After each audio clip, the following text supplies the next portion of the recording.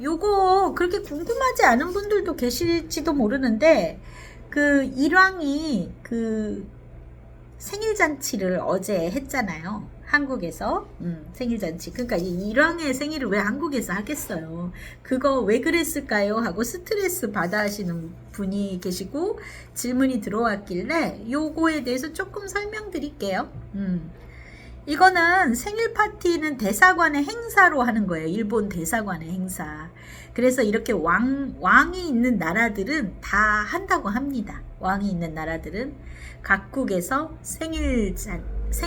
그러니까 일본은 이 일왕의 생일이 원래는 23일이거든요. 2월 23일. 이 나루이토 일왕이 23일에 태어났는데, 일본은 그날이 그 명절이에요. 그러니까 이제 쉬는 날, 빨간 날이에요. 그리고 왕이 바뀌면 이 일왕의 그 탄신일도 바뀌어서 그 국경일이 변화가 일어나요.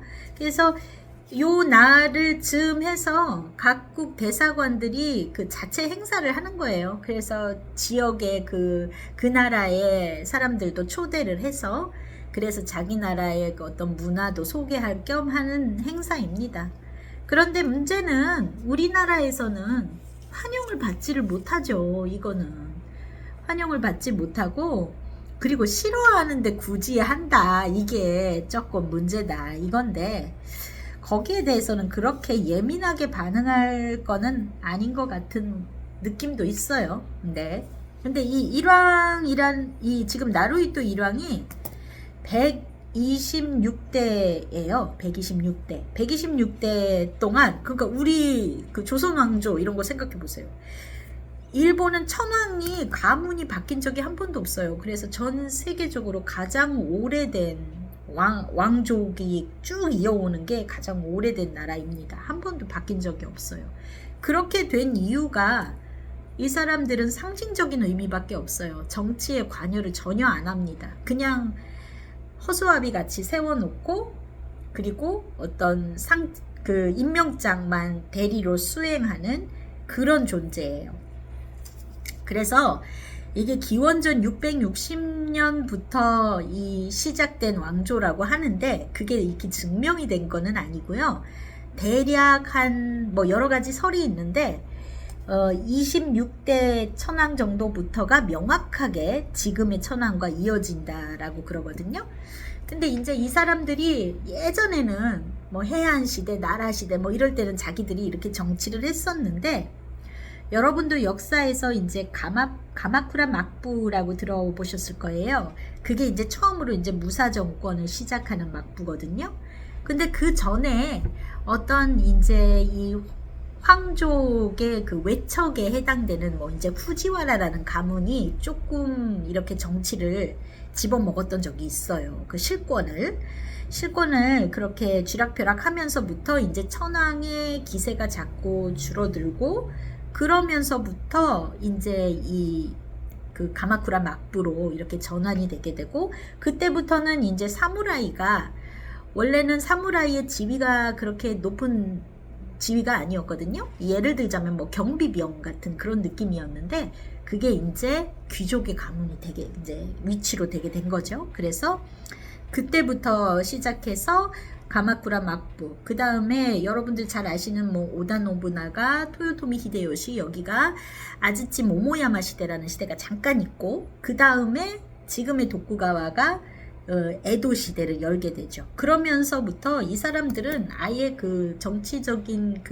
그거는 상실을 하고, 그냥 이 임명장을 주는 허수아비 같은 존재. 하지만 이제 국민들한테는 천왕이니까요, 하늘의 아들이다라는 의미로 거기에서 우리에게 권리를 줬다 식으로 가고 있는 거예요. 그래서 지금도 그냥 헌법에는 상징적인 존재로 이렇게 기재가 돼 있습니다. 그래서 메이지 유신 나면서부터 입헌 군주제로 바뀌고, 그때부터 이제 헌법에도 딱 명시가 돼 있어요. 그냥 일본국의 상징이고 국민 통합의 상징이다. 근데 여기에 그 기미가요가 이 천황이 대대손손 뭐 어떠고 저쩌고 하는 내용이잖아요. 근데 이거에 대해서는 일본 안에서도 굉장히 반발이 많아요.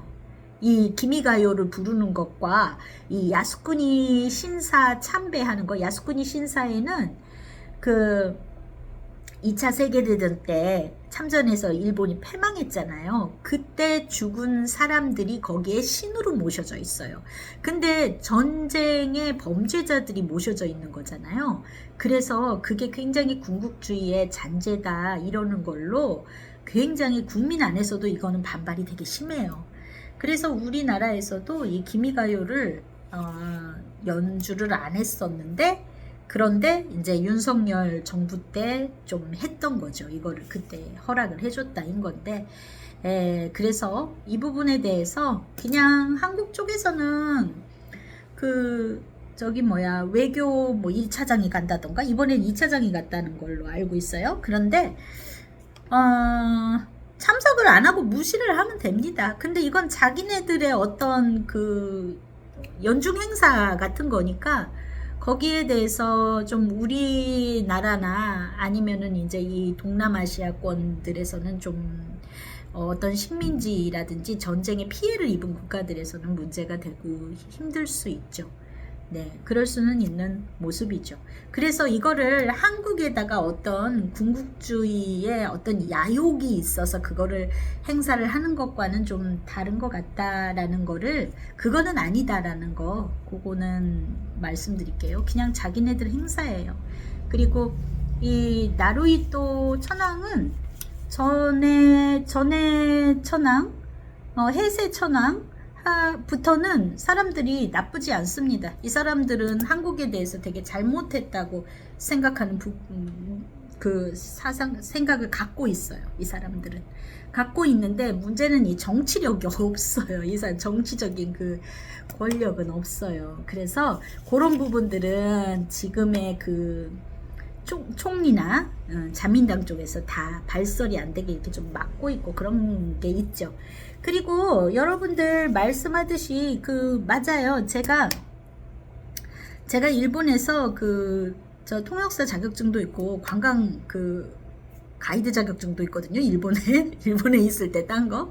근데 그때 저는 이제 일본인 역사 선생님한테 배우기를, 이 천황의 이 가문은 백제의 계열이라고 배웠어요. 그래서 일본 안에서도 쉬쉬하고 있지만 다 알고 있는 사실입니다. 다 알고 있는 사실이고, 그리고 이 결혼식의 행사를 보면은요, 일본의 그 기모노의 모티브가 우리나라의 상복을 보고서 그거를 좀 어렌지 했다라는 설이 있어요. 그리고 그 신사에 거기에도 왜 우리 고추하고 숯하고 그렇게 매달잖아요. 그죠? 애기 낳고 하면. 그런 거를 갖다 굉장히 아이디어를, 한국의 문화를 많이 받아와서 걔네들도 그런 거를 장식하고 이런 것들이 많습니다. 근데 일본도 이 결혼식을 할 때, 금줄 매는 거, 신사 가면은 고추하고 숯은 없어도 이게 금줄 매는 듯한 게 있어요. 그리고 일본 황족의 결혼식은 보여주지를 않는데, 우리 패백들이잖아요. 대추하고 뭐 이런 거 밤하고 이런 거 던지잖아요. 그거를 아주 비슷하게 한다고 합니다. 그래서 굉장히 이 사람들은 그런 것을 좀 인정하고 있지는 않지만 그 부분이 있다인 거예요. 근데 여기에서 배은망덕 이런 얘기 하는데, 일본이 역사적으로 굉장히 한국한테 뒤통수 맞았다라고 주장하고 있는 게 있어요. 그게 뭐냐면, 일본은 이렇게 126대까지 되도록 외적의 침범을 받지 않았던 이유가 이 섬나라의 특성이 있잖아요. 다른 나라 뭐 영국이니 이런 왕족이 있어도 왕실이 계속 바뀌죠. 계속 전쟁을 하면서 무너지고 새로운 왕이 되고 이랬기 때문에. 근데 여기는 굉장히 그렇게 오랫동안 할 수 있었던 게, 외적의 침략을 받지 않았지만 우리나라가 몽골하고 같이 협심해가지고 한번 쳐들어간 적이 있어요. 그거에 대해서 이 일본은 굉장히 한국에 대해서 자기네들이 이렇게 좀 어떤 부분 섬기고 문화를 이렇게 받아와서 공부하고 이랬는데, 그랬다 이러는 걸로 니네가 먼저 그랬다 하는 내용으로 생각하고 있는 게 있더라고요. 우리는 전혀 뭐 그냥 몽골이 가니까 그때 한국의 사정이라는 것이 몽골에 조금 뭐라 그럴까? 우리는 좀 약하니까 그렇게 어쩔 수 없이 길 안내 역할 같은 원하지 않아서인 건데 그렇게 생각을 안 하더라고요. 예, 피해자인데. 근데 그쪽 주장은 달라요. 그렇기 때문에 우리도 임진왜란도 하고 그랬다라고 이야기도 하더라고요. 그래서 조금 그거는 좀 의외였었어요. 그 이야기를 실제로 이제 일본인들한테. 근데 일본 사람들이 거의 있잖아요. 제가 저기 이렇게 삼각형이라고 했잖아요. 역사에 대해서 관심 있는 것도 한 20%밖에 안 되고요. 대부분의 사람들이 무지합니다. 전혀 관심도 없고 몰라요. 그런데 그렇게 이야기하는 사람도 보기는 했어요. 네. 그래서 뭐 마무리할게요. 그래서 이제 이 생일 파티는 뭔가 우리나라를 어떻게 나쁘게 하려고라는 의미보다는 뭐 자기네들의 행사다. 그렇게 알고 계시면 될 것 같아요.